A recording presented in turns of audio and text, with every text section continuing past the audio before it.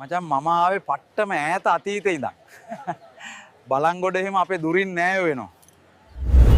මාර වැඩක් බම් මට උනේ. මම මෙහෙට ආපු විදිය බලලා ඉඳපල්ලකෝ.